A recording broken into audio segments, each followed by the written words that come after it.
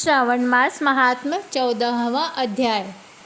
जय श्री कृष्ण भाइयों और बहनों, आज के इस वीडियो में श्रावण मास महात्म्य के 14वें अध्याय में श्री नाग देवता की पूजा और नाग पंचमी की पूजा का वृत्तांत बताया है।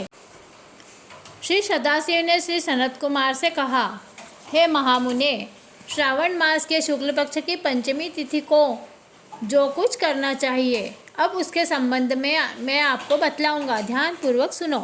साधक को चाहिए कि वह चतुर्थी को केवल एक बार भोजन करे और पंचमी वाले दिन उसे सोने अथवा चांदी का नाग निर्माण कराना चाहिए और नक्त व्रत करना चाहिए। नक्त व्रत रखकर उसे काठ या मिट्टी का 5 फनों वाला नाग बढ़ई अथवा कुम्हार से बनवाना चाहिए तथा भक्ति द्वारा उसका पूजन करना चाहिए। अपने घर के मुख्य द्वार के दोनों तरफ गोबर का 5 फनों वाला सांप बनाकर उसकी दूध तथा खीलों से पूजा करनी चाहिए। करवीर, मालती, चमेली तथा चंपा के फूलों द्वारा रमणीय गंध, अक्षत, धूप और दीप से पूजा करनी चाहिए। ब्राह्मणों को घी के लड्डू तथा खीर का भोजन करवाना चाहिए। अनंत वासुकी, शेष, पद्मनाभ, कंबल, करकोटक, अश्व, धृतराष्ट्र, शंखपाल, कालीय तथा लक्षक, इन नागों के कुलाधिप को हल्दी व चंदन से दीवार पर अंकित करना चाहिए तथा नागमाता कद्रू को भी अंकित करके फूल आदि से पूजा करना चाहिए। साधक को नाग देवता का पूजन करके घी और खांड मिलाकर उनको दूध पिलाना चाहिए। उस दिन लोहे की कढ़ाई में कोई पकवान नहीं पकाना चाहिए। गेहूं और दूध का पायस बनाकर भुना चना, धान का लावा, भुने हुए जौ नागों को देने चाहिए और आप भी उन्हीं चीज़ों को खाना चाहिए। साथ ही अपने बच्चों को भी यही भोजन करवाएं। ऐसा भोजन करवाने से छोटे बच्चों के दांत मजबूत हो जाते हैं। बामी के नज़दीक गान वाद्य द्वारा उत्सव मनाना चाहिए। स्त्रियां भी श्रृंगार करके उत्सव में सम्मिलित हों। ऐसा करने वाले मनुष्यों को जीवन भर कभी सांप का भय नहीं होता है। भगवान श्री सदाशिव ने श्री सनत कुमार से कहा, हे महामुने, सांसारिक जीवों के कल्याणार्थ में आपसे जो कुछ कहूँगा उसे ध्यानपूर्वक सुनिए। सांप के दर्शन मात्र से मनुष्य की अधोगति होती है।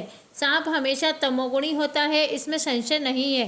पूर्व विधि द्वारा एक भुक्त आदि का नियम कर ब्राह्मणों के सहित प्रेम से नाग बनाकर पूजा करनी चाहिए।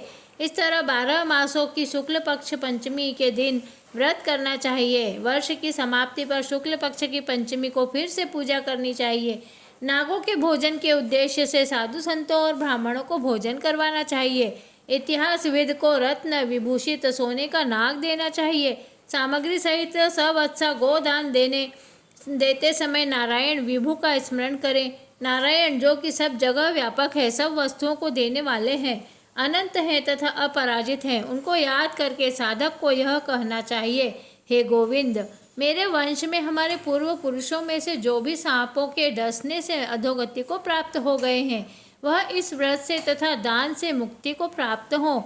इस तरह कहकर सफ़ेद चंदन युक्त चावल के पानी को भक्ति से वासुदेव के लिए जल में छोड़ देना चाहिए। इस प्रकार करने से यानी व्रत, पूजा तथा दान करने से जो जीव साधक के वंश में मर गए होंगे या सांप के काटने से भविष्य में मरने वाले होंगे, हे महामुने, वह सब के सब सर्प योनि से मुक्त होकर स्वर्गलोक में चले जाएंगे। हे मुनि सत्तम, इस प्रकार व्रत करने वाला अपने वंश का उद्धार करके अप्सराओं से सेवित होकर शिव के सानिध्य में जाता है। जो इस व्रत को सविता अनुसार करता है उसको इस व्रत के सभी फलों की प्राप्ति होती है। जो मनुष्य श्रावण मास शुक्ल पक्ष पंचमी के दिन भक्ति तथा श्रद्धा से नक्त व्रत करते हुए फूल आदि उपहारों से नाग देवों का पूजन करते हैं, उन पर मणि किरण विभूषित सूर्य प्रसन्न रहते हैं। जो मकान का दान या प्रतिग्रह लेते हैं वह इस संसार में तो कष्ट भोगते ही हैं, मृत्यु के बाद उनको सर्प योनि की प्राप्ति होती है। हे विपेंद्र, जो लोग नाग की हत्या करते हैं उनके यहाँ अगले जन्म में पुत्र नहीं होता या होकर मर जाता है। स्त्रियों की कृपणता से भी प्राणी की सर्प योनि होती है। वह लोग जो दूसरों की धरोहर को वापस मांगने पर भी नहीं देते हैं वह भी सर्प योनि को ही पाते हैं। जो मनुष्य विभिन्न कारणों से सर्प योनि में चले जाते हैं उनके उद्धार के लिए यह नागपंचमी व्रत एक उत्तम उपाय कहा गया है। जो लोग धन की कृपणता त्याग कर नागपंचमी का व्रत तथा पूजन करते हैं उनके हितार्थ सब नागों के स्वामी शेष और सब वासुकी नाग भगवान हरि से भगवान सदाशिव से हाथ जोड़कर प्रार्थना करते हैं कि हे शेष और वासुकी की प्रार्थना से प्रसन्न होकर भगवान सदाशिव और भगवान हरि उन लोगों की सब मनोकामनाएं पूरी करते हैं। वह लोग इस संसार में सुखपूर्वक अपना जीवन व्यतीत करने के बाद पहले नागलोक में जाकर अनेक तरह के भोगों को भोग कर उसके पश्चात बैकुंठ लोक या कैलाश में भगवान श्री विष्णु या भगवान श्री सदाशिव के गण होकर परम आनंद को भोगते हैं। हे विपेंद्र, आपके सामने मैंने यह नागों का नागपंचमी व्रत कहा है। अब आगे और क्या सुनना चाहते हैं सो कहिए। श्रावण मास महात्म्य का 14वें अध्याय की कथा यहीं समाप्त होती है। श्री शिवाय नमस्तुभ्यं, श्री शिवाय नमस्तुभ्यं, श्री शिवाय नमस्तुभ्यं, श्री शिवाय नमस्तुभ्यं। ओम तत्पुरुषाय विद्महे महादेवाय धीमहि तन्नो रुद्रः प्रचोदयात्। प्रिय भाइयों और बहनों, अगर अभी तक आपने मेरे चैनल को सब्सक्राइब नहीं किया है तो जल्दी से सब्सक्राइब कर लीजिए। धन्यवाद। जय श्री कृष्णा।